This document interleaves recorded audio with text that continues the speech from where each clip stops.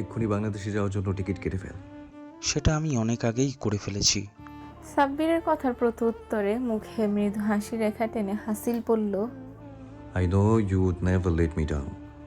দীর্ঘ 24 ঘন্টা ভ্রমণের পথ রাত 12টায় সুলতানা ভিলার সামনে এসে থামলো হাসিলের BMW কারটি। গার্ডরা হাসিলের গাড়ি দেখার সাথে সাথেই এসে দরজাটি খুলে দিতেই গাড়ি থেকে নেমে পড়ল হাসিল। সাব্বিরকে উদ্দেশ্য করে বলল, Sabbir, I want to see you there by 10 AM sharp। হাসিলের কথায় সাব্বির সায় জানিয়ে নিজ গন্তব্যস্থলে চলে যায়। হাসিল সুলতানা ভিলায় ঢুকে কারো সাথে কোনো কথা না বলে নিজ কক্ষের উদ্দেশ্যে চলে যায়। সুলতানা খান হাসিলকে দেখে আনন্দিত হয়ে কাজের মেয়ে ফাতেমার উদ্দেশ্যে বলল, ফাতেমা, একটা প্লেটে খাবার সাজিয়ে নিয়ে আয় তো। ছেলের কথার প্রতি উত্তরে সুলতানা খান বললেন, ওর মায়ের ছেড়ে যাওয়াটা তোর দোষ ছিল না, কিন্তু হাসিলকে ছেড়ে দেওয়াটা তোর দোষ ছিল। ওর যে সময় তোকে বেশি প্রয়োজন ছিল, তুই সেই সময় ওর পাশে ছিলি না। শাহিল খানকে আর কোনো কথা বলতে না দিয়ে সুলতানা খানকে বললেন, থাক, আর কিছু বলতে হবে না তোকে। তখন যখন তুই ওর ব্যাপারে উদাসীন ছিলি, আজ না হয় তোর ব্যাপারে ওর উদাসীনতাটা মেনে নে। বলেই সুলতানা খান চলে গেলেন হাসিলের কক্ষের উদ্দেশ্যে। হাসিল কেবল ফ্রেশ হয়ে ওয়াশরুম থেকে বের হয়েছে। নিজ কক্ষে দাদির উপস্থিতি দেখে হাসিল প্রশ্ন করল, দাদি, তুমি এখানে? কিছু বলবে?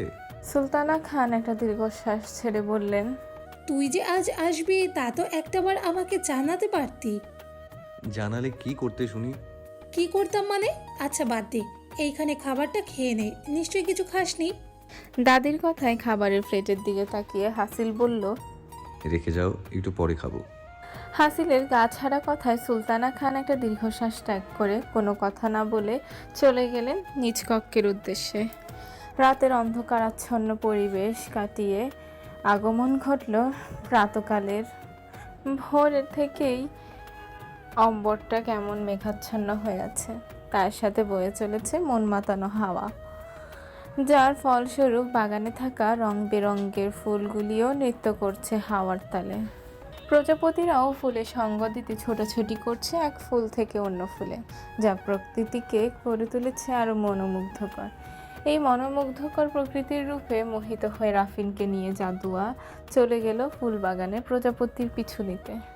হাসিল ফ্রেশ হয়ে চলে এসেছে নিজের রুটিন মাফিক শরীরচর্চার জন্য। তখনই দূর থেকে এক অদ্ভুত মন ভোলানো হাসির ধ্বনি কর্ণগোচর হলো। সেই হাসিতেই নেই কোনো কুটিলতা জটিলতা, আছে শুধু সরলতা। নিজের অজান্তেই হাসিল পা বাড়ালো হাস্যরত মানবীটির অনুসন্ধানে। সামনে এগোতে হাসিল দেখল প্রজাপতি পিছু পিছু ছুটছে এক কিশোরী কন্যা, যার ফলস্বরূপ হাঁটু অব্দি রেশমের ন্যায় কালো রেশমি চুলগুলো খুলে দুলতে শুরু করেছে হাওয়ার তালে তালে, যা দেখে হাসিলের কিয়ৎক্ষণের জন্য মনে হলো কোনো ময়ূরী নৃত্য করছে প্রকৃতির মন ফোলানো সুরের তালে তালে। এই যেন এক অদ্ভুত মনোরম দৃশ্য। নিজের অজান্তে হাসিলের মনের ইচ্ছা জাগ্রত হলো এই রেশমের ন্যায় কেশরাশিগুলো একবার ছুঁয়ে দিতে। হাসিল মোহগ্রস্তের ন্যায় সবকিছু ভুলে এগোতে থাকে ওই অদ্ভুত কেশরাশির অধিকারিণী দেখার প্রত্যাশায়। একটু সামনে এগোতে জাদুয়ার সম্পূর্ণ মুখশ্রী নজরে পড়ল হাসিলের। থমকে গেল পা, স্থির হয়ে গেল নেত্রযুগল, স্তব্ধ হয়ে গেল শ্বাস। হাসিল যেন নিজের মধ্যেই নেই। হঠাৎ কেমন সূক্ষ্ম চাপ অনুভূত হলো নিজের বক্ষপিঞ্জরে। এক অদ্ভুত কম্পনের সৃষ্টি হলো সর্বত্র কায়ায়। বাকশূন্য হয়ে পড়ল হাসিল। নিজের এলোমেলো অনুভূতিগুলোকে কোনোভাবেই সামাল দিতে সক্ষম হচ্ছে না সে। হঠাৎই হাসিলের চোখ পড়ল সামনে থাকা গার্ডের দিকে, যে একদৃষ্টিতে তাকিয়ে আছে জাদুয়ার ওই নিষ্পাপ হাসি মাখা মুখশ্রীতে। হঠাৎই হাসিলের সর্বত্র কায়া জ্বলে উঠল আগুনের ন্যায়, আগ্নেয় লাভার ন্যায় জ্বলে উঠল মস্তিষ্ক। চোখ দুটি ধারণ করলো রক্তিম বর্ণ। হিতাহিত জ্ঞান শূন্য হয়ে নিকটে এগিয়ে গিয়ে সজোরে একটি চড় বসালো জাদুয়ার নরম তুলতুলে আদলে। জাদুয়ার নিজের দিকে ধেয়ে আসা অনাকাঙ্ক্ষিত আঘাতে নিজেকে সামলাতে না পেরে লুটিয়ে পড়ল মাটিতে। রাফিন হাসিলকে দেখে ভয় দৌড়াতে ডাকতে চায় সকলকে। জাদুয়া কিছু বুঝে ওঠার আগেই হাসিল জাদুয়ার দুহাত টেনে উপরে তুলে সজোরে গাল চেপে চিৎকার করে বলে ওঠে, হু দ্য হেল ইউ আর? তখনই সুলতানা খান ছুটে এসে জাদুয়াকে হাসিলের থেকে ছুটিয়ে এনে বললেন, সমস্যা কি তোর? ও কি করেছে? ওর সাথে তুই এমন করছিস কেন? হাসিল তাদের দিকে রাগান্বিত দৃষ্টিতে চেয়ে বলল। Who is she? Sultana Khan হাসিলকে উদ্দেশ্য করে বললেন, ও তোর মেহের ফুপির একমাত্র মেয়ে জাদুয়া। জাদুয়া নামটি শুনতেই কেমন এক অন্যরকম কম্পন অনুভূত হলো হাসিলের বক্ষে, যার ফলস্বরূপ হাসিল কোনো কথার উত্তর না দিয়ে দাদির উদ্দেশ্যে বলল, I don't care about her identity. আমি যতদিন এখানে আছি ততদিন যেন এই মেয়ে আমার চোখের সামনে না আসি। দ্বিতীয়বার ওকে আমার সামনে পেলে আমি কি করব সেটা আমি নিজেও জানি না। হাসিলের এমন রাগান্বিত রুদ্র রূপ দেখে জাদুয়া ভয়ে কান্না করতে করতে নানুমণির বুকে মুখ লুকিয়ে শক্তভাবে জড়িয়ে ধরে। জাদুয়ার এখন হালাত দেখে সুলতানা খান জাদুয়াকে আগলে নিয়ে হাসিলের উদ্দেশ্যে প্রশ্ন করলেন, ও কি এমন করেছে সেটাই আগে বল। দাদির কথার প্রত্যুত্তরে হাসিল বলল, আমার লাইফে আমি এত ভয়ঙ্কর বিশ্রী হাসি কখনো শুনিনি। ওর হাসির কারণে আবার এখানে দাঁড়িয়ে থাকাও ইম্পসিবল হয়ে যাচ্ছে। এবার হাসিল জাদুয়ার দিকে চেয়ে বলল, নেক্সট টাইম যাতে এই মেয়েকে কারো সামনে হাসতে না দেখি। ওর হাসির শব্দও যদি আমি শুনি তাহলে আজ যা হয়েছে তার থেকেও বেশি কিছু হয়ে যাবে। বলেই হাসিল সেই স্থান থেকে চলে গেল। হাসিলের কথা শুনে জাদুয়া থমকে পাথরের ন্যায় স্তব্ধ হয়ে গেল। হাসিলের কথার বাকি সকলে হতভম্ব হয়ে তাকিয়ে রইল হাসিলের যাওয়ার পানে। মারিয়াম বেগমের কথায় সুলতানা খান রেগে ধমক দিয়ে মারিয়াম বেগমের উদ্দেশ্যে বললেন, তুমি চুপ থাকো। তোমাকে হাসিলের ব্যাপারে কোনো কথা বলতে এখানে ডাকা হয়নি। আর হাসিলের মা কোনো কালেই বেয়াদব ছিল না। তোমার ভাগ্য ভালো তোমার এই ধরনের কথা হাসিল শুনে দেয়। যদি শুনতো তাহলে এই মুহূর্তে এখানে কুরুক্ষেত্র বেঁধে যেত। সুলতানা খানের কথায় মারিয়াম বেগম চুপ করে সকলের অগোচরে মুখ ভেঙে সেখান থেকে চলে গেল। সোহানা ও স্নেহা জাদুয়াকে নিয়ে রুমে গেলে রুমে প্রবেশ করে স্নেহা জাদুয়াকে এটা ওটা প্রশ্ন করেই যাচ্ছে, কিন্তু জাদুয়া কোনো প্রশ্নেরই উত্তর করছে না বলে মাথা নিচু করে নিশ্চুপ হয়ে বসে আছে। জাদুয়া নিশ্চুপতা দেখে সোহানা জাদুয়ার মুখের উপর তুলতেই দেখলো হলুদ পশা মুখটায় পুরো 5 আঙুলের ছাপ স্পষ্ট হয়ে আছে। স্নেহা জাদুয়ার মুখের এই অবস্থা থেকে আঁতকে উঠে জাদুয়াকে প্রশ্ন করলো, ইয়াল্লাহ, জাদুয়া তুই কি থাপ্পড় খাওয়ার পর কানে শুনতেছিস না? এই জাদুয়া কিছু বল। বলেই স্নেহা জাদুয়াকে ধাক্কাচ্ছে আর ডাকছে। স্নেহার কাজে সোহানা বিরক্ত হয়ে স্নেহাকে বলল, আচ্ছা, তুই কি কখনো মানুষ হবি না, নাকি মানুষ না হওয়ার প্রতিজ্ঞা করে বসে আছিস? দেখছিস মেয়েটা এখনো শখের মধ্যেই আছে, তারপরেও তুই অহেতুক প্রশ্ন করেই যাচ্ছিস। সোহানার কথায় স্নেহা মুখ মলিন করে জাদুয়াকে ছেড়ে একপাশে দাঁড়িয়ে পড়ল। জাদুয়ার তখনই মুখ তুলে সোহানার উদ্দেশ্যে বলল, আপু, আমার হাসির শব্দ কি সত্যি খুব ভয়ঙ্কর? সোহানা কিছু বলতে যাবে তার আগে স্নেহা বলল, তোর হাসি ভয়ঙ্কর কিনা জানি না, বাট বলতেই হবে তোর হাসিতে শক্তি আছে। সেই শক্তি জোরে যে সহজে কথা বলতো না সেও ফরফর করে এতগুলো কথা শুনিয়ে গেছে। বলেই হাসতে শুরু করলো স্নেহা। স্নেহার হাসরত মুখশ্রীতে সোহানাও জাদুয়া ভ্রুকুটি করে তাকাতেই স্নেহা হাসি থামিয়ে মুখে আঙ্গুল দিয়ে দাঁড়িয়ে পড়ল। তখনই সোহানা জাদুয়ার উদ্দেশ্যে বলে উঠল। স্নেহাও সোহানার কথায় তাল মিলালো। তারপর সোহানা জাদুয়ার উদ্দেশ্যে সাবধানতার বাণী শুধালো। সোহানার কথায় জাদুয়া বলল, আপু, সেটা আর বলতে হবে না, আমি ভুলেও ওনার সামনে যাব না। হাসিল সোজা সেখান থেকে রুমে এসে চোখ বন্ধ করে খাটের উপর শক্ত হয়ে চুলগুলো মুষ্টিবদ্ধ করে বসে আছে এবং মনে মনে আওড়ালো, হোয়াট দ্য হেল? আমার হঠাৎ কি হয়ে গিয়েছিল? আমার বুকে হঠাৎ এরকম কম্পনের অনুভূতি হলো কেন? কই এর আগে তো কখনো কোনো ভয়ঙ্কর পরিস্থিতিতেও আমার বুক কাঁপেনি, তাহলে আজ কেন? কিছুক্ষণ থেমে হাসিল নিজের মুখে একটি নাম উচ্চারণ করলো। সঙ্গে সঙ্গে হাসিলের পক্ষে আবারও কম্পনে টের পেল। হাসিল তখনই খাট থেকে তড়িৎ গতিতে নেমে চিৎকার করে বলে উঠল, শিট, ড্যাম ইট! আমার এই মেয়ের থেকে যে কোনো মূল্যে দূরে থাকতে হবে। বলেই হাসিল ফ্রেশ হতে ওয়াশরুমে চলে গেল। তখনই সুলতানা ভিলায় আগমন ঘটল সাব্বিরের। হাসিলের রুমের উদ্দেশ্যে পা বাড়াতেই আকস্মিকভাবে ধাক্কা লাগলো কারোর সাথে। তখনই একটা চিৎকার ভেসে আসলো, ও মা গো! বলেই চিৎকার আওয়াজ এতটাই প্রখর ছিল যে সাব্বির তড়িৎ বেগে নিচের কানে দু হাতে চেপে ধরল। তা দেখে ধাক্কা খেয়ে মাটিতে পড়ে থাকা স্নেহা তড়িৎ বেগে উঠে দাঁড়িয়ে শাহাদাত আঙ্গুল সাব্বিরের দিকে তাক করে বলে উঠল, এই যে লম্বা জিরাফ, আপনি কি চোখে দেখেন না?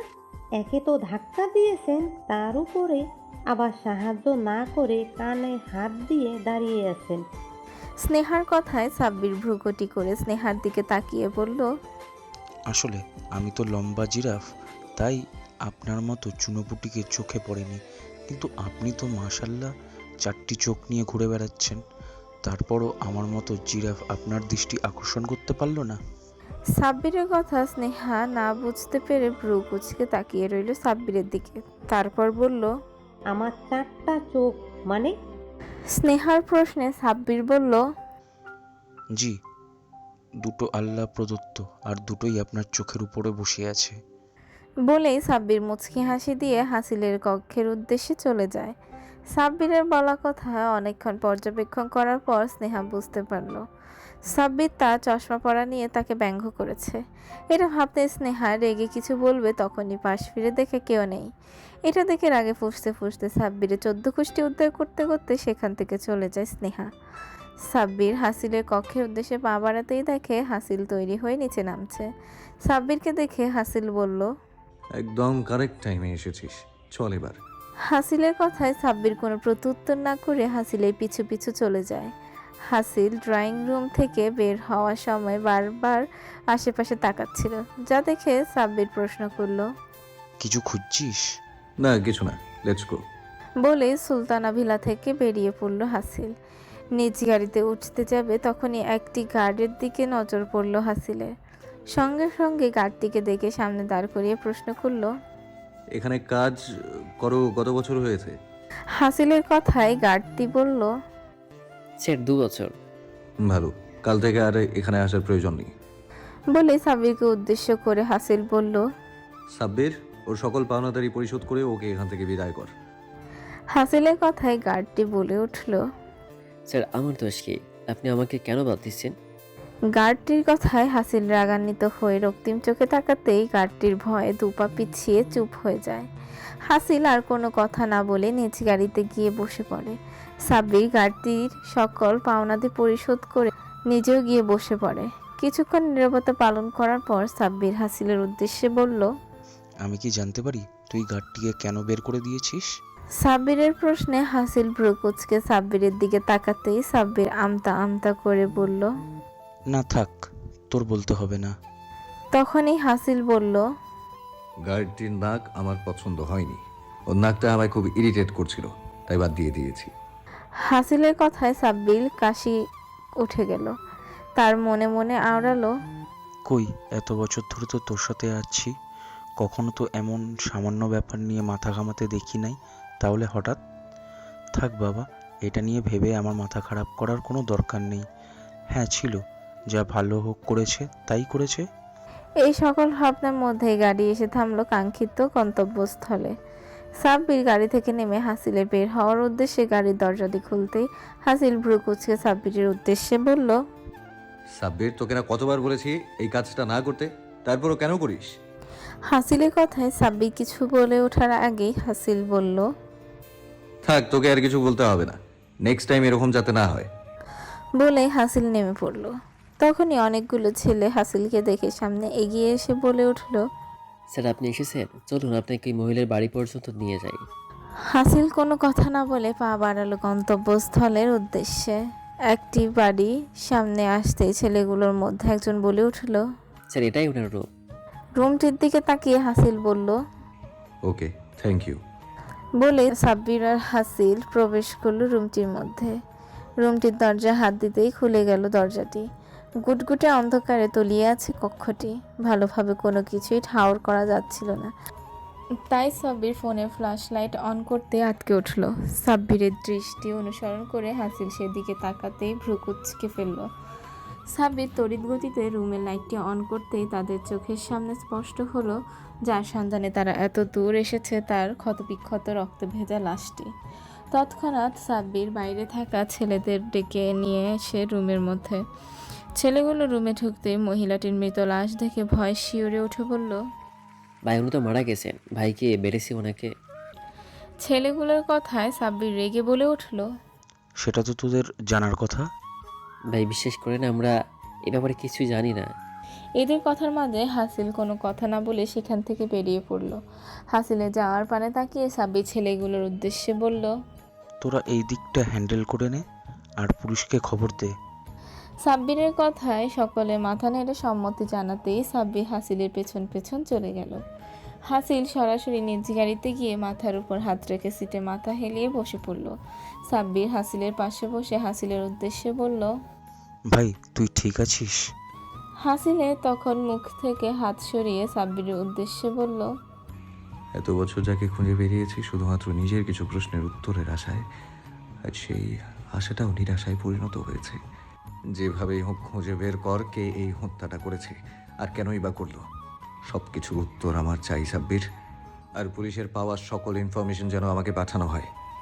আমিও দেখতে চাই কার কলিজাটা এত বড় হয়ে গেছে যে আমার শিকারীকে নিজের শিকার করেছে। সাব্বির হাসিলের সকল কথায় সায় জানিয়ে বলল। ঠিক আছে ভাই। রাতের দিকে হাসিলের গাড়িতে এসে থামলো সুলতানা ভিলার সামনে। হাসিল সাব্বিরের উদ্দেশ্যে বলল, কিছু ডকুমেন্টের কাজ বাকি আছে, সেগুলো নিয়ে যা, আর কালকের মধ্যে সব কাজ সম্পন্ন করে অফিসে নিয়ে আসবি।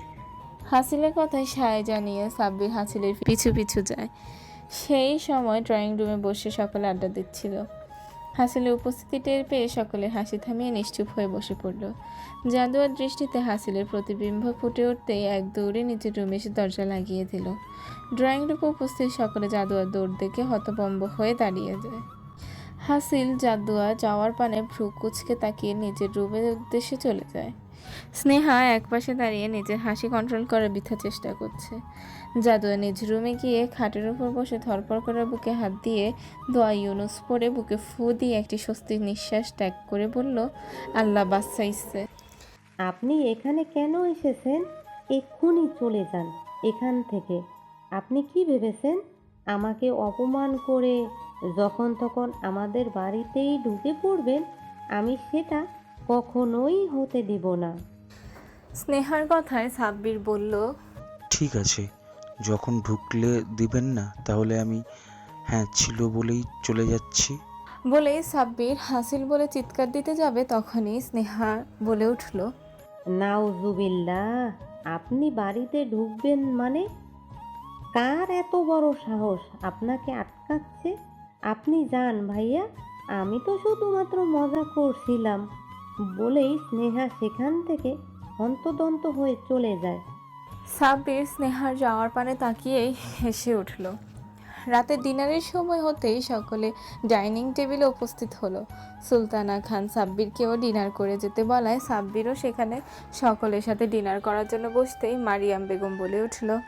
মারিয়াম বেগমের কথায় সুলতানা খান বললেন, নিজের মুখে লাগাম টানো মারিয়াম।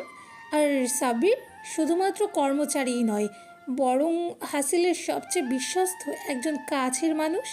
মারিয়াম বেগমের কথায় সাব্বির টেবিল থেকে উঠে যেতে নিলেই হাসিল গর্জে উঠে বলল, সাব্বির নিজের জায়গায় বস, যা সমস্যা হচ্ছে সে যেন এখান থেকে চলে যায়। হাসিলের কথায় মারিয়াম বেগম ভয় পেয়ে আর কোনো কথা না বাড়িয়ে নিজের জায়গায় চুপ করে বসে পড়ল। সে ভাবতেও পারেনি সামান্য একজন কর্মচারীর জন্য হাসিল তার কথার প্রতিবাদ করবে। তাই মরিয়ম বেগম মনে মনে ভাবলেন, এমন কথা না বাড়ানোই ভালো, কারণ ঘুমন্ত শেরকে জাগিয়ে তুললে কারো জন্যই কল্যাণকর হয় না। ডাইনিং রুমে সকলের উপস্থিতি থাকলেও জাদুয়ার উপস্থিতি না দেখে সুলতানা খান জাদুয়াকে খাবারের জন্য ডাক পাঠাতেই জাদুয়াও ডাইনিং রুমে চলে আসলো। কিন্তু সেখানে হাসিলের উপস্থিতি দেখে আর কোনো কথা না বলে একছুটে নিজের রুমে চলে গেল। সুলতানা খান হাজারবার ডাকা সত্ত্বেও জাদুয়া একবারের জন্য নিজের রুম থেকে বের হয়নি, যার ফলস্বরূপ ক্ষুধার যন্ত্রণায় কোনোভাবেই নিদ্রাদের আগমন ঘটছিল না নেত্রযুগলে। তাই ক্ষুধার যন্ত্রণা সহ্য করতে না পেরে মাঝরাতে চলে যায় কিচেনে খাবারের সন্ধানে। হাসিলও অফিসের কিছু কাজ করছিল। রাত হওয়া ফলস্বরূপ নিচে থেকে আসা সকল শব্দ তার কর্ণে পৌঁছাতেই শব্দের উৎস খুঁজতে হাসিল নিজ রুম থেকে বেরিয়ে আগত শব্দের উৎস বরাবর কিচেন রুমের উদ্দেশ্যে পা বাড়ালো। কিচেনে যেতে হাসিল কোনো মানবের অবয়ব দেখে তার পিছনে গিয়ে দাঁড়ায়। জাদুয়া খাবার শেষ করে পেছনে ঘুরতে আবছালোতে হাসিলের মুখশ্রী দেখে শ্বাসরুদ্ধ করে শক্ত হয়ে কামিজের দুই অংশ চেপে ধরে নেত্রযুগল বন্ধ করে দাঁড়িয়ে পড়ল। এমন অবস্থা দেখে হাসিল ধীরে ধীরে জাদুয়ার একদম নিকটে এসে কানের সামনে মুখ নিয়ে ফিসফিসিয়ে বলে উঠল, রিল্যাক্স অ্যান্ড ব্রিথ। হাসিলের কণ্ঠস্বর কর্ণে পৌঁছাতেই জাদুয়া তড়িৎ ঘটিতে চোখ খুলে নিজের কক্ষে দৌড়ে চলে যায়। জাদুয়া চলে যাওয়ার দিকে তাকিয়ে নিজের মুখে হাসির আভাস পেয়ে হাসি থামিয়ে নিজের গম্ভীর রূপে ফিরিয়ে এসে নিজ কক্ষে চলে যায়। হাসির নিজ কক্ষে ফিরে এসে নিজের সকল কাজ সম্পূর্ণ করে ফ্রেশ হয়ে ঘুমানোর উদ্দেশ্যে পরিস্ফুট হয়ে এক হাস্যরত মায়াবিনীর মুখশ্রী। তড়িৎ গতিতে নেত্রযুগল খুলে বসে পড়ে হাসিল। কেমন অস্থিরতা জেঁকে ধরেছে তাকে, কোনো কিছুর বিনিময়েও নিজের মস্তিষ্ক থেকে সরাতে পারেনি এই পবিত্র মুখ হয়ে। এই কেমন অস্থিরতা তলিয়ে যাচ্ছে হাসিল, এই কেমন মায়া ধরে বাঁধছে নিজেকে। কেন হচ্ছে এমন? কেন কেন কোনো প্রশ্নের সমাধানই দিতে পারল না তার বিচক্ষণ মস্তিষ্ক, যার ফলস্বরূপ সারা রাত অস্থিরতায় পার হলো তার। রাতের আধারকে পরস্থ করে ভোরের আলোয় ঝলঝল করে উঠল ধরণী। পাখির কিচিরমিচির জানাল দিচ্ছে ভোরের আগমনের খবর। প্রতিদিনের ন্যায় জাদুয়া ঘুম থেকে জাগ্রত হয়ে ফজরের সালাত আদায় করে কিছুক্ষণের জন্য পবিত্র কোরআন শরীফ পাঠ করে স্কুলে যাওয়ার জন্য তৈরি হয়ে নিচে নেমে আসে ব্রেকফাস্ট করার উদ্দেশ্যে। তখন ছোট মামি আয়েশা বেগম স্টাফদের সাথে মিলে নাস্তা সার্ভ করছিলেন। জাদুয়াকে দেখে হাস্যরত মুখে বলে উঠলেন। আয়েশা বেগমের কথায় জাদুয়া মাথা নাড়িয়ে না সম্মতি জানায় এবং মনে মনে আওড়ায় কি করে বলবে সে। তার মনে তার ছোট মামিকে ভীষণ মামা লাগছে। তার গায়ের সুবাস কেমন মায়ের শরীরের আগত সুবাসের ন্যায় আপন মনে হয়। হবে নাই বা কেন? মা বাবাহীন অনাদরে থাকা জাদুয়া যে এ বাড়িতে আসার পর মায়ের ভালোবাসা এই প্রথম ছোট মামি নামক সম্বোধনকারী নারীর কাছ থেকেই পেয়েছে। এই বাড়ির সকলে জাদুয়াকে আপন করে নিয়েছেন, ভালোবেসে সকলে তাকে শুধুমাত্র বড় মামি বাদে। মানুষটা জানি কেমনই, এই বাড়ির কারোর সাথেই সে প্রয়োজন ব্যতীত কথা বলেন না। ও আরও একজন আছে যে জাদুয়াকে একদমই সহ্য করতে পারেন না। কি নামে সম্বোধন করবে জাদুয়া তাকে? দাজ্জাল নামে? নাকি কোনো মানুষ দাজ্জালের সাথে তুলনা দিলে জাদুয়ার গুনাহ হবে? না না, সেটা তো কখনোই করা যায় না। জাদুয়া কোনোভাবে গুনাহের ভাগিদার হতে চায় না। তাহলে কি বলে সম্বোধন করবে তাকে? আচ্ছা, তিনি তো জাদুয়ার মামাতো ভাই হয়, তাহলে ভাইয়া বলবে জাদুয়া? ছি, এরকম তেতো মানুষকে কখনোই জাদুয়ার ভাইয়া হতে পারে না। ভাইয়া তো সে হবে যে সকল বিপদে আপদে নিজের বোনকে রক্ষা করবে, কিন্তু উনি তো বিপদ না দেখলেও বিপদকে আমন্ত্রণ জানিয়ে জাদুয়া সেই বিপদে বেঁধে রেখে আসবে। তাই উনি কোনো মতেই জাদুয়ার ভাই হওয়া যোগ্যতা অর্জন করতে পারেনি। সকল জল্পনা কল্পনার মধ্যেই আগমন ঘটে সুলতানা খানের। জাদুয়াকে এভাবে আদরের ভঙ্গিতে মামিকে জড়িয়ে ধরে দেখে প্রশান্তিতে তার বুকটা ভরে ওঠে।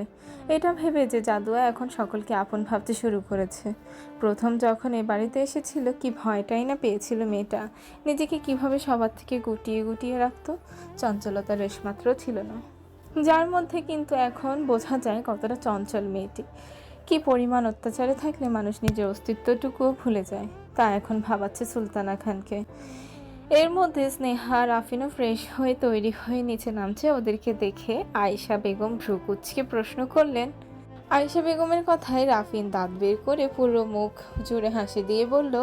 রাফিনের কথায় স্নেহা বলল, দূর, মার খেলেও তো একটু বেশি ঘুমোতে পারতাম বলেই জাদুয়ার দিকে আঙ্গুল তাক করে বলল, এই মেয়েটার জন্য সেটাও হলো না।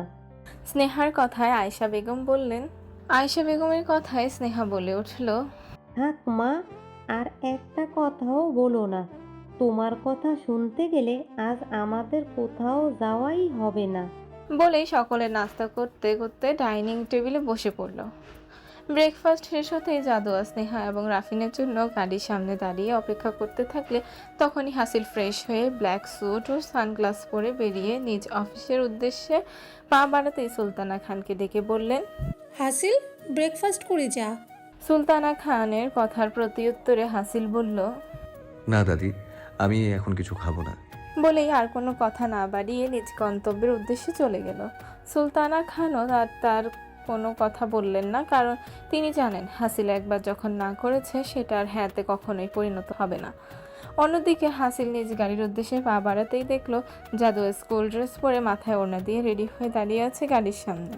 স্কুল ড্রেস পরিহিতা জাদুয়াকে দেখে হাসিলের ভ্রু কুঁচকে আসে। হঠাৎই হাসিলের রাগটা তরতর করে মাথা চাড়া দিয়ে উঠল। তার রাগ ওঠার কারণটি হলো জাদুয়ার মাথার ওড়নাটা দেওয়া সত্ত্বেও হাঁটু অবধি বেরোনি করা কেশগুচ্ছ স্পষ্ট পরিলক্ষিত হচ্ছিল। হাসিল রাগান্বিত পায়ে জাদুয়ার পিছে গিয়ে দাঁড়ায়। জাদুয়ার পিছনে কারো উপস্থিতি টের পেয়ে স্নেহা রাফিন ভেবে মুখে হাসি রেখা টেনে পিছনে ঘুরতেই পরিলক্ষিত হয় একজোড়া রক্তিম নেত্রযুগল। ভয়ে জাদুয়ার সারা শরীর থরথর করে কাঁপতে শুরু করলো। ভয়ে দিক বিদিক ঘুরে পিছনে ঘুরে দৌড় দেওয়ার প্রস্তুতি নিচ্ছিল। হাসিল গম্ভীর কণ্ঠে বলে উঠল, স্টপ, আই সেড স্টপ দেয়ার। হাসিলের কথায় জাদুয়া ভয়ে পা বাড়ানোর আর সাহস না করে পেছনে ফিরে দাঁড়িয়ে রইল। জাদুয়াকে এভাবে দাঁড়িয়ে থাকতে দেখে হাসিল আবারও বলল, turn and look at me. হাসিলের কথায় ভীত জাদুয়া আখি দায় ভুল তুলে হাসিলের দিকে কাঁপা কাঁপা ভীত নেত্র তাক করতেই হাসিলের বক্ষে দুঃখফুক জাতীয় শব্দের আনাগোনা ক্রমশই বেড়ে চলছিল। ওই মোহনীয় নেত্রের চাহনি শক্তপোক্ত হাসিলকে কেমন বশ করে ফেলেছিল। হাসিল কোনো মতেই নিজের বক্ষে নিয়ন্ত্রণ করতে পারছিল না, যার ফলস্বরূপ জাদুয়াকে ধমক দিয়ে বলে উঠল, লোয়ার ইউর আইজ। হাসিলের ধমকে জাদুয়া সঙ্গে সঙ্গে নিজের নেত্রযুগল মাটিতে তাক করে কাঁপা কাঁপা কণ্ঠে শুধায়, আপনি তো বললেন না আপনার দিকে তাকাতে, তাই তো আমি। জাদুয়ার কথা সম্পূর্ণ করতে না দিয়ে হাসিল জাদুয়াকে প্রশ্ন করলো, তোমার সমস্যা কি? আমাকে দেখার সাথে সাথে এভাবে দৌড়াও কেন? হাসিলের কথায় জাদুয়া একটা শুকনো ঢোক গিলে বলল, আপনি তো বলেছেন আপনার সামনে না যেতে, তাই তো আমি। জাদুয়ার কথায় হাসিল ভ্রু কুঁচকে বলল, হ্যাঁ, তাই তো কি? তাই তো আমাকে যখনই দেখবে তখনই এভাবে দৌড়বে? তোমাকে দেখলে তো যে কেউ বলবে তুমি অলিম্পিক দৌড় প্রতিযোগিতায় পার্টিসিপেট করবে। নেক্সট টাইম যাতে এভাবে দৌড়াতে না দেখি, কি মনে থাকবে? হাসিলের কথায় জাদুয়াকে কোনো প্রতিউত্তর করতে না দেখে হাসিলের ধমকে সুরে আবার বলল, এই মেয়ে, মনে থাকবে তো? হাসিলের ধমকে জাদুয়া কেঁপে উঠে বলল, জি জি মনে থাকবে, কখনই ভুলবো না। জাদুয়ার কথা শেষ হতেই হাসিল তার ইগলির তীক্ষ্ণ নেত্রধারা জাদুয়ার সম্পূর্ণ কায়া ভালোভাবে পর্যবেক্ষণ করে প্রশ্ন করল, কোন ক্লাসে পড়ো? হাসিলের কথায় জাদুয়া মাথার নিচের দিকে ঝুঁকে রেখে উত্তর করল। 10ম শ্রেণীতে পড়ি। জাদুয়ার প্রত্যুত্তরের পর হাসিল আবার প্রশ্ন করল, এখানে এসেছো কত মাস হয়েছে? জি 1 মাস আর কিছুদিন হয়েছে। জাদুয়ার কথায় হাসিল মুখে একটি কুটিলতা হাসি রেখা টেনে বলল, বেশি দিন হয়নি এখানে আসায়, তাই তো এভাবে স্কুলে যাচ্ছ। ছি, কেউ তোমাকে এ ব্যাপারে কিছু বলেনি? হাসিলের কথায় জাদুয়া কিছু বুঝতে না পেরে অবুঝের মতো প্রশ্ন করলো, চুরির ব্যাপারে প্রতি উত্তর করলো হাসিল। মানে এখানে যাদের চুল বড় বড় থাকে, রাস্তা দিয়ে হাঁটার সময় চোরের চোখে যদি সেই চুল পড়ে যায়, চোখে পড়লে কি হবে? চোর এসে তার চুল কেটে নিয়ে চলে যাবে। হাসিলের কথা জাদুয়া আতকে উঠে বলে উঠল, কি বলছেন আপনি? কই, এই ব্যাপারে আমায় তো কেউ কিছু বলেনি। জাদুয়ার প্রশ্নে হাসিল ডোন্ট কেয়ার ভাব নিয়ে বলল, আমি কি জানি, আমার মনে হলো তোমাকে জানানো দরকার, তাই জানিয়েছি। এখন তোমার ইচ্ছা, তুমি যা করবে। বলে হাসিল নিজ গাড়িতে উঠে সেখান থেকে চলে যায়। হাসিলের কথায় জাদুয়া ভয় পেয়ে তাড়াতাড়ি নিজের চুলের বেনুনি করা কেশগুচ্ছ মুষ্টিবদ্ধ করে খোপা করে ভালোভাবে মাথায় কাপড় দিয়ে গাড়িতে উঠে বসে পড়ে।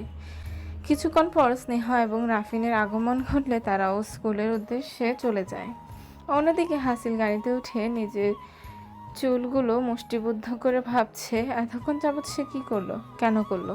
হাসিল তো এরকম ছিল না, তাহলে আর কোনো কিছু ভাবতে পারছে না সে। সকল ভাবনা পরিসমাপ্তি ঘটিয়ে হাসিল গাড়ি থেকে নেমে অফিসের উদ্দেশ্যে ফুল অ্যাটিটিউড নিয়ে নিজের ক্যাবিনের দিকে পদচারণ করলো। হাসিলকে দেখে অফিসের সকল স্টাফ উঠে সালাম জানাতে লাগলো। অফিসে থাকা প্রত্যেকটি মেয়ে যেন চোখ দিয়ে গিলে খাচ্ছে হাসিলকে। তাদের ভিতরে থাকা অগণিত মেয়ে হাসিলের প্রেমে হাবুডুবু খাচ্ছে, কিন্তু তাকে বলার সাহস কারোর মধ্যেই নেই, কারণ তারা জানে হাসিলকে কিছু বলা আর আগুন নিয়ে খেলা করা একই ব্যাপার। হাসিল নিজ কেবিনে প্রবেশ করে সাব্বিরকে ডেকে পাঠায়। সাব্বির কেবিনে আসতে হাসিল সাব্বিরের উদ্দেশ্যে বলে, সাব্বির, ডকুমেন্টসগুলো এনেছিস? জি ভাই। ডকুমেন্টসগুলো এখানে রাখ। আর মার্ডারের ব্যাপারে কোনো ইনফরমেশন পেয়েছিস? না ভাই, কিছু পাইনি। মার্ডারটা দেখে মনে হয়েছে কেউ অনেক আগে থেকেই প্রি প্ল্যান করে রেখেছে, আর তা না হলে এত নিখুঁতভাবে কোন প্রকার এভিডেন্স না রেখে কি করে কেউ কাউকে মার্ডার করতে পারে? হাসিলকে কোনো কথা বলতে না দেখে সাব্বির প্রশ্ন করলো, কি হয়েছে ভাই, কি ভাবছিস? ভাবছি যে সারা জীবন মানুষের বাড়িতে কাজ করে নিজের জীবন চালিয়েছে, তার সাথে কার কি এমন শত্রুতা থাকতে পারে যে এত প্ল্যান করে তাকে মার্ডার করতে হলো। সাব্বির যেভাবেই হোক এর গভীর পর্যন্ত আমাদের যেতে হবে। হাসিলের কথায় সাব্বিরও সায় জানায়। হঠাৎই সাব্বিরের চোখ যায় হাসিলের নেত্রের পানে, যা প্রচণ্ড রকম লাল হয়ে আছে। এরকমটা সাধারণত মানুষের ঘুম না হলেই হয়। তাই কৌতূহলবশত সাব্বির হাসিলকে প্রশ্ন করে, কিরে ভাই, তোর চোখগুলো এরকম লাল হয়ে আছে কেন? রাতে কি ঘুম হয়নি? সাব্বিরের প্রশ্নে হাসিলের মস্তিষ্ক এবার পরিস্ফুটিত হলো জাদুয়ার হাসিলের দিকে তাকানো সেই ভীত চাহনি। কিন্তু হাসিল নিজে মস্তিষ্ককে জিততে না দিয়ে বলল, এমনিতেই যা, তুই নিজের কাজ কর গিয়ে। স্কুল ছুটি হতেই জাদুয়া রাফিনকে সঙ্গে নিয়ে নিজের মাথার ওড়নাটা ভালোভাবে পেঁচিয়ে এক হাত দিয়ে ধরে গেটের সামনে স্নেহার জন্য অপেক্ষা করতে থাকে। রাফিন আর জাদুয়া যেহেতু একই ভবনে, তাই তারা একসাথেই সবসময় বের হয়। স্নেহা যেহেতু কলেজে, তাই তার ভবন আলাদা থাকার দরুন প্রতিদিনকার ন্যায় তাদের অপেক্ষা করতে হয় স্নেহার জন্য। স্নেহা গেট থেকে বের হতেই জাদুয়াকে দেখে ভ্রু কুঁচকে প্রশ্ন করে, কি রে, তোর এই অবস্থা কেন? এভাবে মাথায় ওড়না পেঁচিয়ে ধরে রেখেছিস কেন? স্নেহার প্রশ্নে জাদুয়া প্রত্যুত্তর করে বলে, আপু তুমি জানো না, এখানে নাকি যাদের বড় চুল আছে, চোর দেখলে নাকি সেই চুল কেটে নিয়ে চলে যায়। চোর যাতে আমার চুল কাটতে না পারে, তাই তো এভাবে মাথার ওড়না ধরে রেখেছি আমি। জাদুয়ার কথায় স্নেহা ভ্যাবাচেকা খেয়ে বলে, তোকে এইসব ফালতু কথা কে বলেছে? ভাইয়া বলেছে। ভাইয়া? কোন ভাইয়া? হাসিল ভাইয়া বলেছে। কেন, এটা কি মিথ্যে কথা আপু? জাদুয়ার কথায় স্নেহা তড়িৎ বেগে বলে উঠল, আরে হাসিল ভাইয়া তো জীবনেও কারো সাথে মিথ্যে কথা বলবে না, বরং যে বলবে তারও জবান কেটে নিয়ে চলে যাবে। মনে হয় আমি জানতাম না এই ব্যাপারে। বলে স্নেহা ভাবনা জগতে বিচরণ করতে করতে বলে, তাহলে দাদি বা আম্মু এই ব্যাপারে কিছু বললো না কেন? কি জানি, আমার কি, আমার চুল বড় না, আমার এসব নিয়ে আবার দরকারও নেই। রাতের দিকে ড্রয়িং রুমে বসে জাদুয়া, রাফিন, স্নেহা, সোহানা একে অপরের সঙ্গে মজায় মস্তিতে সময় পার করছিল। বাড়ির বড়রা যে যার কাজে সময় ব্যয় করছে। হঠাৎ রাফিন এসে জাদুয়ার কোলে শুইয়ে জাদুয়ার চুল নিয়ে হাতে পেছানো শুরু করে। এমন সময় ড্রয়িং রুমে আগমন ঘটে হাসিল। সোফায় চোখ যেতেই রাগে রুদ্ররূপ ধারণ করে হাসিল। দাঁতে দাঁত চেপে হাত দুটোকে মুষ্টিবদ্ধ করে নেয়। সে কোনো মতেই রাফিনকে জাদুয়ার কোলে মাথা দিয়ে শোয়া জাদুয়ার চুল নিয়ে খেলা করা সহ্য করতে পারছে না। সে জানে রাফিন তাদের ছোট ভাই, বাচ্চা একটা ছেলে। কিন্তু সব সময় কিছু জানার পরেও হাসিল কোনোভাবেই নিজের মন মস্তিষ্ককে নিয়ন্ত্রিত করতে পারছিল না, যার ফলস্বরূপ রাগের রক্তিম বর্ণ ধারণ করে তার নেত্রযুগল। জাদুয়া রাখি হাসিলের উপর পড়তেই দৌড়ে হাসিলের সামনে এসে হাসিলকে উদ্দেশ্য করে বলে, ধন্যবাদ ভাইয়া, আপনার জন্য আজ আমি। বাকি কথা সম্পূর্ণ হওয়ার আগে হাসিল ঠাস করে জাদুয়ার গালে সজোরে চড় বসিয়ে দেয়। অনাকাঙ্ক্ষিত আঘাতে জাদুয়া নিজেকে সামলাতে না পেরে পড়ে যায় ফ্লোরে। ঠোঁট কেটে গড়গড়িয়ে রক্ত বের হতে থাকে জাদুয়ার মুখ থেকে। হাসিল চিৎকার করে বলতে থাকে, আমি তোকে বলেছি না চোখ নামিয়ে কথা বলতে। হাসিলের চিৎকার জাদুয়ার ভয় কেঁপে ওঠে, মুখ চেপে ধরে কান্না করে ওঠে। হাসিলের চিৎকারে বাড়ির উপস্থিত থাকা সকলে চলে আসে। জাদুয়াকে এভাবে মাটিতে পড়ে থাকতে দেখে সুলতানা খান ও আয়েশা বেগম তড়িৎ গতিতে জাদুয়াকে উঠিয়ে বুকে চেপে ধরে। সাহিল খান রেগে উঠে হাসিলকে প্রশ্ন করে। সাহিল খানের কথায় হাসিল বলে উঠল, আপনি খুব ভালো করেই জানেন আমি কৈফিয়ত দেয়া পছন্দ করি না। বলে আর চোখে জাদুয়াকে দেখে নিজ কক্ষের উদ্দেশ্যে চলে যায়। জাদুয়া তখনও ফুফিয়ে ফুফিয়ে কেঁদেই চলছে। হাসিল নিজ কক্ষে প্রবেশ করার পর দুমড়ে মুচড়ে যাওয়া বক্ষদেশ চেপে ধরে চিৎকার করে বলে ওঠে, what is happening to me? আমার এরকম আজব ধরনের অনুভূতি হচ্ছে কেন? সামান্য একটা মেয়ের চক্ষুদয়ের অশ্রুকণা কেন সহ্য হচ্ছে না আমার? কেন এই মেয়ের সামনে নিজেকে কন্ট্রোল করতে ব্যর্থ হচ্ছি আমি বারংবার? কেন আমার মন মস্তিষ্কে সর্বদা ওই তুচ্ছ নারীর বিচরণ চলে? এই সকল বাণী আওড়ানোর মধ্যে হাসিলের নেত্রপাত হয় কক্ষে থাকা দর্পণে সৃষ্ট নিজের প্রতিবিম্বের উপর। দর্পণের সামনে প্যান্টের পকেটে দুহস্ত ঢুকিয়ে শটান হয়ে দাঁড়িয়ে ভালোভাবে নিজেকে পর্যবেক্ষণ করে মুখে কুটিলতার হাসি ফুটিয়ে হাসিল বলে ওঠে, তুচ্ছ নারী, তুমি তোমার দুঃসাহসিকতা দেখিয়েছ এই কঠোর হৃদয়ে প্রথমবারের মতো কম্পন সৃষ্টি করার। মুখে চুচু জাতীয় শব্দের উৎপত্তি করে হাসিল আবার বলে, তুমি বড্ড বড় ভুল করে ফেলেছ, এর শাস্তি তো তোমায় পেতেই হবে। জাদুয়া প্রচণ্ড কান্না করার দরুন দুর্বল শরীরে তলিয়ে যায় গভীর নিদ্রায়। শুনশান গভীর রজনীতে অনাকাঙ্ক্ষিত এক হৃদয়হীন পুরুষের আগমন ঘটে জাদুয়ার শয়নরত কক্ষে। কক্ষে থাকা ফেরি লাইটের আলোয় পরিস্ফুটিত হয় এক পবিত্র ঘুমন্ত মুখায়বে, যা দেখে আবারও কম্পিত হয় হৃদয়হীন পুরুষটির বক্ষদেশ। ফলস্বরূপ সে ভুলে যায় কেন তার আগমন ঘটেছিল এই কক্ষে। ধীর পায়ে এগিয়ে যায় হাসিল ঘুমন্তরত জাদুয়ার নিকটে। কি অপরূপ, কি মোহনীয়, কি পবিত্র দেখতে এই ছোট্ট মুখশ্রীটি। নিজের অজান্তেই হাসিল অপলক দৃষ্টিতে তাকিয়ে থাকে জাদুয়ার জলজলরত মুখশ্রীর পানে। হঠাৎ হাসিলের মনে হলো তার অন্ধকার আলোবিহীন জীবনে সন্ধ্যা প্রদীপের ন্যায় কিরণের আবির্ভাব ঘটেছে। আনমনেই নিজের হাত বাড়িয়ে দেয় ঘুমন্ত জাদুয়ার এলোমেলো কেশগুচ্ছগুলো ছুঁয়ে দিতে। তখনই ঘুমন্ত জাদুয়া নড়ে ওঠার দরুন চেতনা ফিরে পায় সে। তড়িৎ গতিতে নিজের হস্ত গুটিয়ে নিয়ে রাগে ফুঁসে ওঠে হাসিল। হাতে থাকা রিভলভারটি জাদুয়ার ললাট বরাবর তাক করে হাসিল বলে ওঠে, তুই জানিস মেয়ে, আমার লাইফে দয়া মায়া নামক কোনো শব্দের জায়গা নেই। আরে আমার তো আপন জনের প্রতিও সহানুভূতিশীলতা কাজ করে না। কে বাঁচলো কে মরলো আই ডোন্ট কেয়ার, বাট তুই তো আমার কেউ না। তাহলে তোকে আমি মারতে পারছি না কেন? এই তাসাওয়ার আবরার হাসিনের রিভলভার যার দিকে একবার উঠেছে সে আর প্রাণে বাঁচতে পারিনি।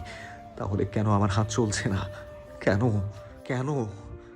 তুই বড় ভয়ঙ্কর মেয়ে, তুই বড়ই ভয়ঙ্কর। বলেই হাসিল জাদুয়ার একদম নিকটে গিয়ে কর্ণ বরাবর নিজের ওষ্ঠ নিয়ে ফিসফিসিয়ে বলল, দূরে থাক, আমার থেকে যত পারিস দূরে থাক। আমার মতো নির্দয়ের ভুবনে পা রাখার দুঃসাহসিকতা দেখাস না মেয়ে। আমি আগুন, অতি নিকটে আসলে ভস্ম হয়ে যাবি। হঠাৎই জাদুয়া নিজ আখিদয় খুলে ভয়ার্থক দৃষ্টিতে এদিক সেদিক তাকিয়ে কিছু একটা খুঁজতে লাগলো, কিন্তু কোনো কিছুর উপস্থিতি সে পেল না তার কক্ষে।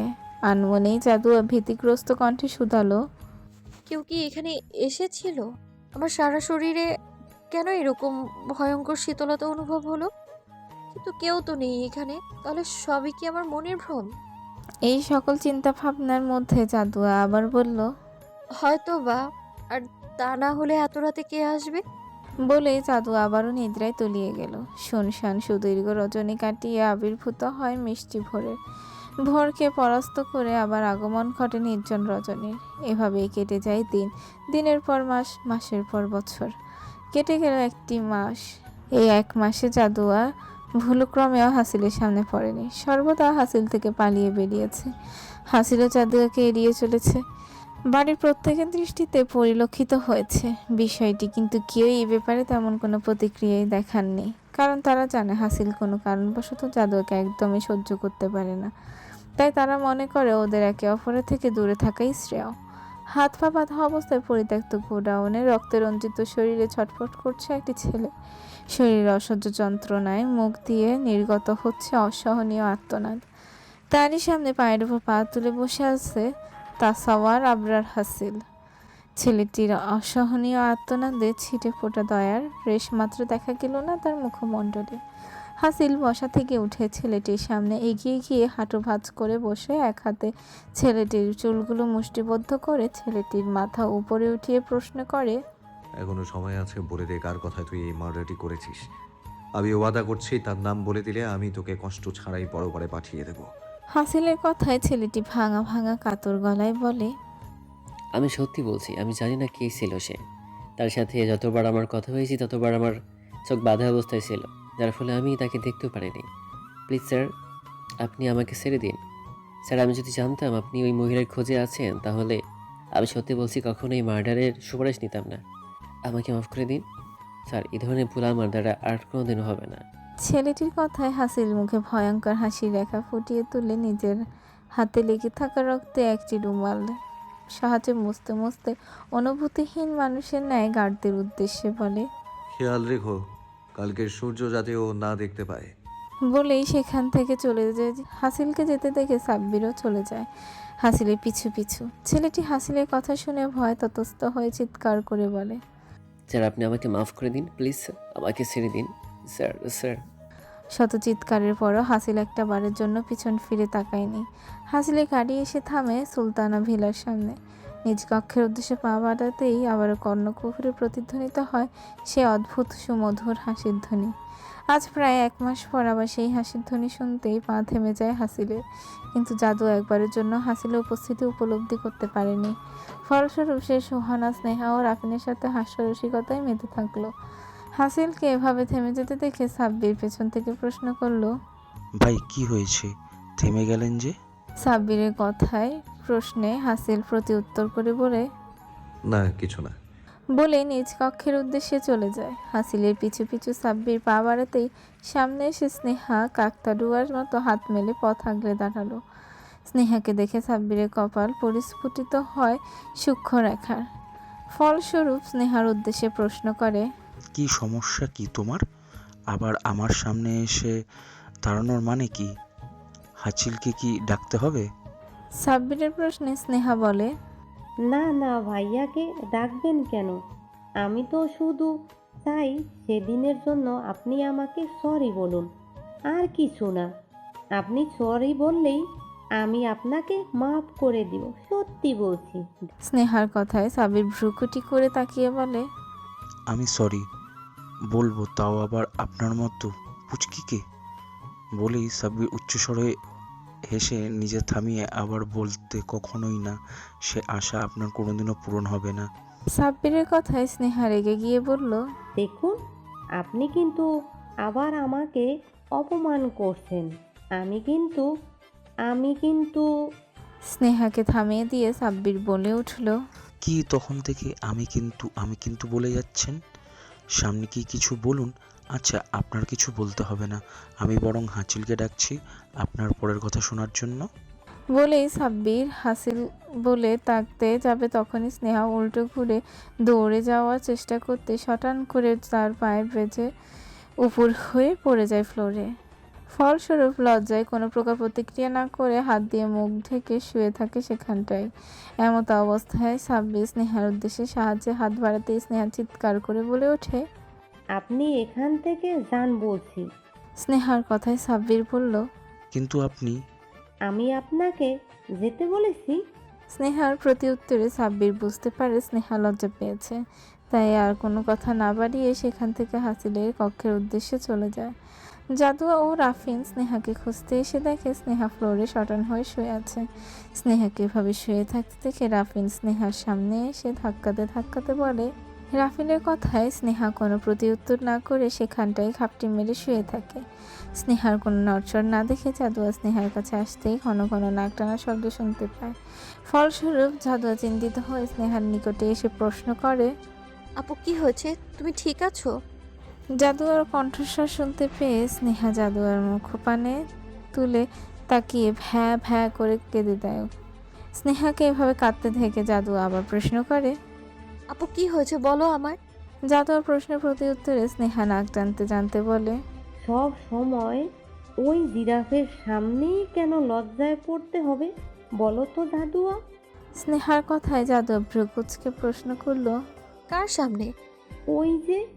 সম্পূর্ণ কথা না বলে স্নেহা বলল, তোর জানতে হবে না, আমাকে উঠা।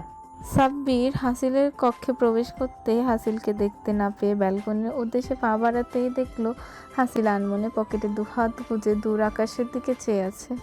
সাব্বির এত বছরে কখনোই হাসিলকে এভাবে আনমনা হতে দেখেনি, যার ফলস্বরূপ চিন্তিত হয়ে হাসিলের উদ্দেশ্যে প্রশ্ন করলো। ভাই কি হয়েছে?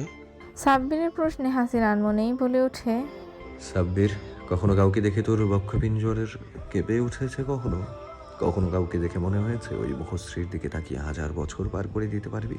হাসিলের কথায় সাব্বির কিছু বুঝতে না পেরে বলল, না রে ভাই, কিন্তু তুই এইসব কেন জিজ্ঞাসা করছিস? সাব্বিরের প্রতি উত্তরে হাসিল নিজের সম্মিত ফিরে পেয়ে রাগান্বিত কণ্ঠে বলল, কিছু না। এত প্রশ্ন করিস কেন? ফাইলগুলো ওখানে রাখ। বলেই ফ্রেশ হওয়ার উদ্দেশ্যে চলে যায় হাসিল। হাসিলের কথায় সাব্বির ভ্যাবাচাকা খেয়ে মনে মনে আওড়ায়, যা বাবা, আমি আবার এত প্রশ্ন কখন করলাম? হাসিল ফ্রেশ হয়ে কক্ষে প্রবেশ করতে দেখে সাব্বির ঠাই সেখানটায় দাঁড়িয়ে আছে। সাব্বিরের উদ্দেশ্যে হাসিল বলে, সাব্বির, এই মার্ডারের যত গভীর পর্যন্ত যাওয়া যায় তত গভীরে যা। আমার যে কোনো মূল্যে এই মার্ডারের মাস্টার মাইন্ডকে চাই। আমার কেন যেন মনে হচ্ছে এই মার্ডারের পিছে কোনো বড় রহস্য আছে। হাসিলের কথায় সাব্বির বলে, আমারও তাই মনে হচ্ছে।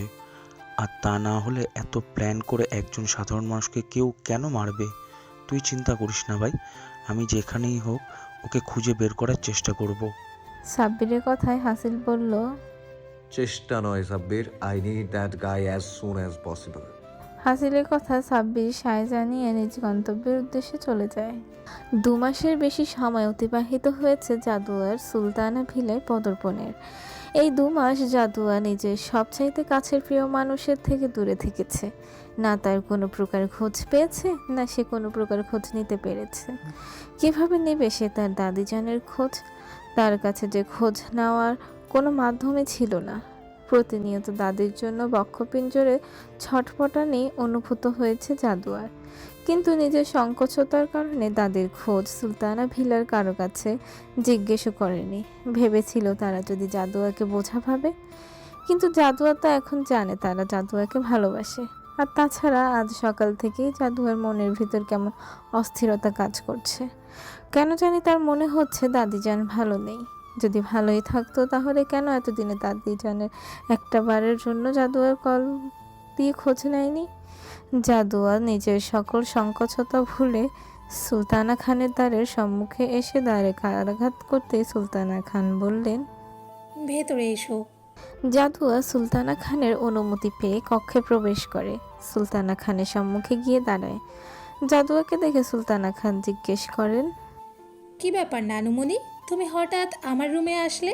কিছু কি বলবে?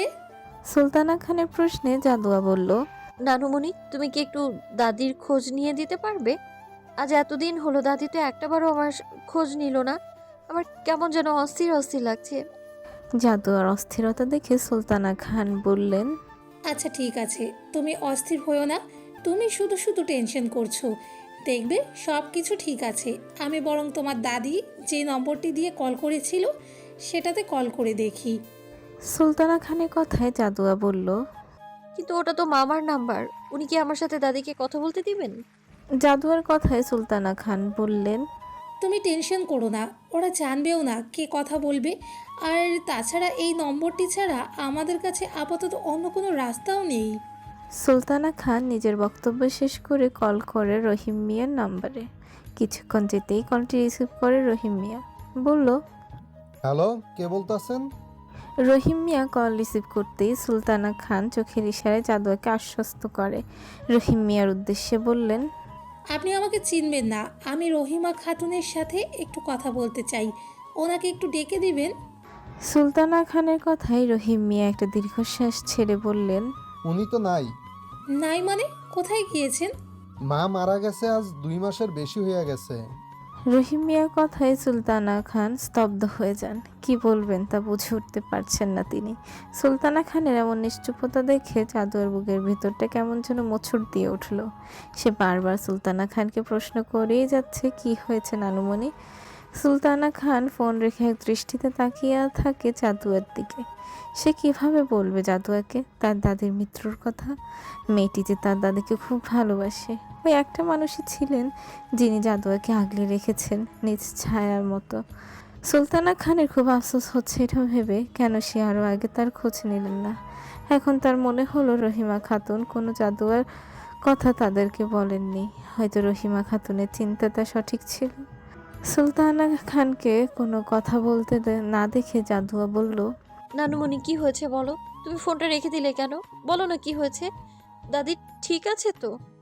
নীরবতা রেশ ভেঙে সুলতানা খান বললেন, জাদুয়া, ঠান্ডা মাথায় এখানে বসো। আমি একটা কথা বলছি, তা মনোযোগ দিয়ে শুনবে, ঠিক আছে? জাদুয়া নিজের মনের অস্থিরতা নিয়ে বলল, ঠিক আছে, বলো না কি বলবে। হায়াত মাউদ সব কিছু আল্লাহর হাতে। যখন যার ডাক আসবে তখন তাকে এই দুনিয়ার মোহমায়া ত্যাগ করে চলে যেতে হবে, তাই না? জি।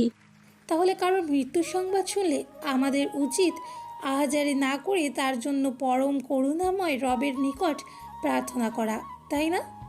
সুলতানা খানের এমন প্রশ্নে জাদুয়া প্রচণ্ড পরিমাণে উত্তেজিত হয়ে বলে, জাদুয়ার কথায় সুলতানা খান একটা দীর্ঘশ্বাস ত্যাগ করে শান্ত অথচ অস্থির কণ্ঠে বললেন, জাদুয়া, তোমার দাদিমা মারা গেছেন।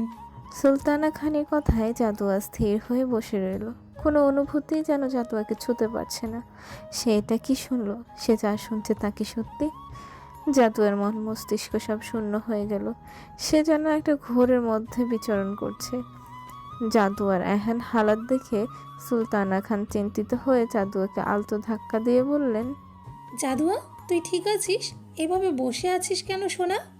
সুলতানা খানের হাতের স্পর্শে সম্মিত ফিরে পেয়ে জাদুয়ার আর্তনাদ করে কেঁদে ওঠে। আজ জাদুয়ার বুকটা কেমন খালি খালি অনুভব হচ্ছে। তাই বক্ষপিঞ্জরটা নিজের হস্তধারা চেপে ধরে অনবরত কান্না করেই চলেছে। জাদুয়ার এহেন হালাত দেখে সুলতানা খান জাদুয়াকে নিজের বুকে টেনে নিয়ে সান্ত্বনা দিয়েই চলেছে। কিন্তু হায়, যার যায় সেই বোঝে স্মরণজন হারানোর বেদনা। তাই কোনো সান্ত্বনাই জাদুয়াকে থামাতে পারছে না। জাদুয়ার ক্রন্দনে সুলতানা ভিলায় উপস্থিত সকলে ছুটে আসে। জাদুয়াকে এভাবে কাটতে দেখে সকলে জাদুয়ার কি হয়েছে বলে প্রশ্ন করে। সুলতানা খান সকলকে সব কিছু খুলে বলে প্রত্যেকে জাদুয়াকে সান্ত্বনা দিতে চলে আসে। কিন্তু জাদুয়ার কারো সান্ত্বনাতেই কান্না থামছে না। জাদুয়া নিজের মুখ সুলতানা খানের বুকের থেকে উঠিয়ে ক্রন্দনরত কণ্ঠে বলে ওঠে, নানুমণি, আমি আমি আজ এক্ষুনি রূপনগর যাব। আমি দাদির কবরটা জিয়ারত করতে চাই। একবার একবার তার কবরটা এই 2 হাত দিয়ে ছুঁয়ে দেখতে চাই। প্লিজ তুমি আমায় ওখানে নিয়ে যাও। জাদুয়ার কথায় সুলতানা খান বললেন, জাদুয়া, ওখানে যাওয়া কি তোর ঠিক হবে বল? যদি কোনো বিপদ হয়? আচ্ছা, তোর মামারা আসুক রাতে, তাদের সাথে পরামর্শ করে না হয় আমরা আগামীকাল যাব। সুলতানা খানের কথায় জাদুয়া অবুঝের ন্যায় অস্থির হয়ে বলল, না নানুমণি, আমি আজ এক্ষুনি যাবো। আর তুমি যদি না যাও তাহলে আমি একাই চলে যাব। তুমি ড্রাইভারকে বলে দাও আমায় নিয়ে যেতে। জাদুয়ার কথায় ছোট্ট মামি সহ সোহানা, স্নেহা, রাফিন বারবার বোঝানোর বৃথা চেষ্টা করে গেছে। কিন্তু আজ যেন সে কারো কথাই শুনতে পাচ্ছে না। নিজে তাদের মৃত্যুর সংবাদ সে কিছুতেই মেনে নিতে পারছে না, যার ফলস্বরূপ কারো নিষেধাজ্ঞাও জাদুয়ার কান পর্যন্ত আসছে না। জাদুয়ার এমন উন্মাদনা দেখে সুলতানা খান বাধ্য হয়ে জাদুয়াকে নিয়ে বেরিয়ে পড়ল রূপনগর গ্রামের উদ্দেশ্যে, একজন বডিগার্ড এবং ড্রাইভারকে নিয়ে। দীর্ঘ 5 ঘন্টা ভ্রমণের পর দুপুরের দিকে জাদুয়ারা এসে পৌঁছায় রূপনগর গ্রামে, তার সেই পুরনো আবাসস্থলের সামনে। সেখানে গিয়ে জড়িয়ে আছে সুখ দুঃখের অজস্র স্মৃতি। জাদুয়া গাড়ি থেকে নেমে কাঁপা কাঁপা পায়ে এগিয়ে যায় বাড়ির ভেতরে। উঠোন দিয়ে দরজার সামনে আসতেই দেখা যায় চাচি পারুল বেগমের সাথে। পারুল বেগম জাদুয়াকে দেখেই হাতে থাকা সকল জিনিসপত্র ফেলে দিয়ে জাদুয়ার চুলের মুঠি ধরে একের পর এক চড় বসিয়ে যাচ্ছিলেন জাদুয়ার তুলতুলে নরম গালে। ফলস্বরূপ ঠোঁট কেটে বেরিয়ে আসে লোহিত লৌহ। তখনই পেছন থেকে কেউ পারুল বেগমের হাত টেনে কর্কশ কণ্ঠে বলে ওঠে, খবরদার, আর একবারও যদি তুমি জাদুয়ার গায়ে হাত তোলো তাহলে তোমার এই হাত ভেঙে দিতে আমি দুবারও ভাববো না। এই ধরনের হুমকি বার্তা শুনে পারুল বেগম পেছনে ঘুরে দাঁড়াতেই নজরে আসে একজন প্রাপ্তবয়স্ক সুসজ্জিত কাপড় পরিহিত মহিলা। পারুল বেগমকে দেখে মনে হলো সম্ভ্রান্ত পরিবারের কেউ হবেন। তিনি অচেনা বয়স্ক নারীটির উদ্দেশ্যে প্রশ্ন করে, আপনি কে? এই জায়গায় কি করেন? আর আমি ওরে মারমু না কেন? আপনি জানেন ও কি করছে? নিজের বিয়া থেকে পালাইয়া কোনো ছেলের সাথে ভাইগা গেছিল গা। সেইখান থেকে ফষ্টি নষ্টি কইরা আবার আমার বাড়িতে আইছে। ওর কারণে আমার শাশুড়ি মারা গেছে।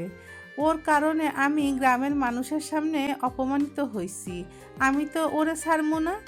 আজ আমি ওরে মাইরাই ফালামু। চরিত্রহীন মাইয়া কোথাকার। বলে যখনই পারুল বেগম আবার জাদুয়াকে আঘাত করতে যাবেন তখন বৃদ্ধ মহিলাতে চিৎকার করে বলে উঠলেন, সাবধান, আমার নাতনির শরীরে যদি আর একটা আঘাত পড়ে তাহলে সামনে থাকা যে গার্ডটিকে দেখছো সে তোমার মুখ থেতলিয়ে দিবে। সুলতানা খানের কথায় বেগম পারুল বেগম গাড়ির দিকে তাকিয়ে ভয়ে ঢোক গিলে সুলতানা খানের উদ্দেশ্যে বললেন, আপনার নাতনি মানে? জাদুয়া আমার মেয়ে, মেহরিমার একমাত্র কন্যা, মানে আমার নাতনি। আর ও কারোর সাথে পালিয়ে যায়নি, বরং এতদিন ও আমার সাথে সুলতানা ভিলাই ছিল। আর ওকে আমার কাছে যে দিয়েছেন সে হলো তোমার শাশুড়ি রহিমা খাতুন। সুলতানা খান একটু থেমে আবার বললেন, এতদিন আমার নাতনির ওপর তোমরা অনেক অত্যাচার করেছো, আমি কিছু জানতাম না বলে তোমরা এত কষ্ট দিতে পেরেছো আমার অবুঝ নাতনিটাকে, কিন্তু এখন এখন আমি তোমাদের কাউকেই ছাড়বো না। তোমাদের আমি পুলিশে দেব। আর আমার মনে হয় রহিমা আপার মৃত্যুতে তোমাদেরই হাত আছে। তোমরাই মেরেছো তাকে। পুলিশের মারের কয়েক ঘা খেলেই সব সত্য কথা বেরিয়ে আসবে। পুলিশের কথা শুনে পারুল বেগম ভয়ে সিটিয়ে গিয়ে হাত জোর করে সুলতানা খানের উদ্দেশ্যে বললেন, আমরা সত্যি কিছু করি নাই। আমরা আমার শাশুড়ির সাথে কিছুই করি নাই। উনি তো জাদুয়া যেদিন চইলা গেছিল সেদিন রাইতেই বুকের ব্যথা উঠা মারা গেছে। আমরা রাতে তারে ডাক্তার দেখানোরও সুযোগ পাই নাই। পারুল বেগমের কথায় জাদুয়ার মনে পড়ে যায় সেই দিনের কথা। সেই দিন স্পষ্ট দাদির চোখে মুখে ব্যথার ছাপ দেখতে পেয়েছিল, কিন্তু দাদি তাকে বুঝতে দেয়নি তার যন্ত্রণাটুকু। এই সকল কথা চিন্তা করেই জাদুয়া টুকরে কেঁদে উঠে বলে, দাদি সেদিন তুমি আমারে কেন মিথ্যা কথা কইলা? কেন আমারে তোমার যন্ত্রণার কথা কেন কইলা না? আমার জন্যই তুমি মারা গেছো দাদি। আমি না গেলে তুমি বাচ্চা থাকতা। আমারে তুমি মাফ করে দাও, মাফ করে দাও দাদি। জাদুয়ার অনবরত এই একটা কথাই বলে যাচ্ছে, যা দেখে সুলতানা খান পারুল বেগমের উদ্দেশ্যে বললেন, রহিমা আপার কবর কোথায়? এক্ষুনি আমাদের সেখানে নিয়ে চলো। পারুল বেগম আর কোনো কথা না বাড়িয়ে সেখানে রহিমা খাতুনকে কবর দেওয়া হয়েছে সেই জায়গাটাই নিয়ে যায়। নিয়ে গিয়ে হাতের ইশারায় রহিমা খাতুনের কবরটা দেখিয়ে দেন। জাদুয়া দাদি কবরটি দেখতে পেয়ে এক দৌড়ে কবরের সম্মুখে গিয়ে কবরটা জড়িয়ে ধরে দাদি বলে চিৎকার করে কান্নার মাধ্যমে নিজের কষ্টটা কমানোর বৃথা চেষ্টা করেই যাচ্ছে। সুলতানা খান কোনো মতে জাদুয়াকে সামলাতে পারছেন না। অন্যদিকে পারুল বেগম রহিম মিয়াকে গিয়ে জাদুয়ার আগমনের খবর দিয়েই বলে, তুমি যেমনেই হোক নওয়াজ রে খবর দাও, জাদুয়া গ্রামে আইছে। এইবার যদি নওয়াজ জাদুয়ারে বিয়া করতে পারে তাহলে আমরা ওই 5 লাখ টাকা পাইয়া যামু। পারুল বেগমের কথাই রহিম মিয়া বললেন, কামটা কি ঠিক হইব? আম্মা তো জাদুয়ারের ওর লগে বিয়া দিব না দেখাই এই জায়গা থেকে পাঠাইয়া দিছিল। আর তোমার কথা শুই না যা মনে হইল জাদুয়ার নানি অনেক প্রভাবশালী, পরে যদি হিতে বিপরীত হয়। রহিম মিয়ার কথায় পারুল বেগম বললেন, রাহো তোমার মায়ের কথা, উনি তো মইরাই গেছে। এখন কবর খুললে হাড্ডিও পাইব না। আর ওনারা যদি প্রভাবশালী হয় তাহলে চেয়ারম্যান সাহেবরাও তো প্রভাবশালী, টক্কর তো তাগলগে বাঁচবো। মাঝখান দিয়া বিয়াটা হইয়া গেলেই আমরা টাকা পাইয়া যামু। পারুল বেগমের কথায় রহিম মিয়া সায়জা নিয়ে চলে যায় নওয়াজকে জাদুঘর আগমনের খবরটা জানাতে। দুনিয়া কি আজব, তাই না? আমরা প্রত্যেকে জানি একদিন আমাদের মৃত্যু অনিবার্য। সকল পাপ পুণ্যের হিসাব নেবেন সর্বশক্তিমান বিচারক। এক বিন্দুও পাপের হার দেওয়া হবে না, কিন্তু তারপরেও আমরা একের পর এক পাপ করেই যাই। আর আমাদের করা এই পাপের জন্য বেশিরভাগ দায়ী থাকে আমাদের লোভ, অথচ লোভ মানুষকে ধ্বংস করে দেয়। সুলতানা ভিলা আজ কেমন শুনশান নীরবতা ছেয়ে আছে। হাসিল প্রতিদিনের তুলনায় আজ একটু তাড়াতাড়ি ফিরে আসে বাড়িতে। ভিলায় পা রাখতে আজকের পরিবেশটাতে কেমন কোমট ভাবের উপস্থিতি টের পাচ্ছে হাসিল। তেমন কোনো চিন্তা ভাবনা না করে নিজ কক্ষের উদ্দেশ্যে চলে যায় সে। ফ্রেশ হয়ে ল্যাপটপ হাতে কক্ষ থেকে বেরিয়ে আশেপাশে ভালো মতো কিছু পর্যবেক্ষণ করে। ড্রয়িং রুমের সোফায় বসে নিজের কিছু গুরুত্বপূর্ণ কর্ম সম্পাদনে ব্যস্ত হয়ে পড়ে সে। আয়েশা বেগম হাসিলকে দেখে দ্রুত কিছু স্ন্যাক্স নিয়ে রাখে হাসিলের পাশে। আয়েশা বেগমকে দেখে হাসিল আয়েশা বেগমকে দিকে বলে ওঠে, আজ যে কাউকে দেখতে পাচ্ছি না। না মানে রাফিন ওরা কোথায়? আয়েশা বেগম আজ হঠাৎ হাসিলকে নিজ ইচ্ছায় তার সাথে কথা বলতে দেখে নিজের মনে কিছুটা স্বস্তি বোধ করে। হাসিলের উদ্দেশ্যে বলে, আয়েশা বেগমের এখনো বাক্যে হাসিল ভ্রু কুচকে তাকায় আয়েশা বেগমের দিকে। হাসিলের এরূপ তাকানো দেখে আয়েশা বেগম ভাবলেন হাসিল হয়তোবা বিরক্ত হচ্ছে, তাই আর কথা না বাড়িয়ে বলে ওখান থেকে যাবার জন্য পা বাড়াতেই হাসিল নিজের গাম্ভীর্যতা বজায় রেখে আয়েশা বেগমকে প্রশ্ন করলো, কেন? হাসিলের প্রশ্নে আয়েশা বেগম একটি দীর্ঘশ্বাস ত্যাগ করে জাদুয়ার জীবনে ঘটে যাওয়া সকল ঘটনা খুলে বললেন। আয়েশা বেগমের কথায় হঠাৎই হাসিলের সারা শরীর কেঁপে উঠল প্রচণ্ড ক্রোধে। হাত দুটো শক্তভাবে মুষ্টিবদ্ধ করে নিজের হিংস্রাত্মক ক্রোধকে নিয়ন্ত্রণ করার বৃথা চেষ্টা করে যাচ্ছিল হাসিল। আয়েশা বেগম হাসিলের নেত্রে নজর রাখতে আটকে উঠলেন। হাসিলের নেত্রযুগল এতটাই রক্তিম হয়ে আছে যা দেখে মনে হচ্ছে এক পলকেই গড়িয়ে পড়বে অজস্র লোহিত লৌহ। হাসিলের এখনও হালাত দেখে আয়েশা বেগম হাসিলের উদ্দেশ্যে কিছু বলতে যাবেন, তখনই হাসিল কোনো বক্তব্য ব্যয় না করে নিজ কক্ষের উদ্দেশ্যে চলে যায়। হাসিলের এভাবে চলে যাওয়ার দিকে আয়েশা বেগম কিছুক্ষণ তাকিয়ে থেকে নিচে অবাকতার রেশ কাটিয়ে নিজ কর্মে ব্যস্ত হয়ে পড়েন। হাসিলের নিজের কক্ষে রাগান্বিত হয়ে প্রবাস করতে ক্রুদ্ধ হস্তে ফোন নিয়ে কল করে সাব্বিরের উদ্দেশ্যে। সাব্বির কল রিসিভ করতেই হাসিল বলে ওঠে, সাব্বির, 5 মিনিটের মধ্যে আমি তোকে আমার সামনে দেখতে চাই। হাসিলের কথায় সাব্বির বিচলিত হয়ে প্রশ্ন করল, কি হয়েছে রে ভাই, তোকে এত উত্তেজিত লাগছে কেন?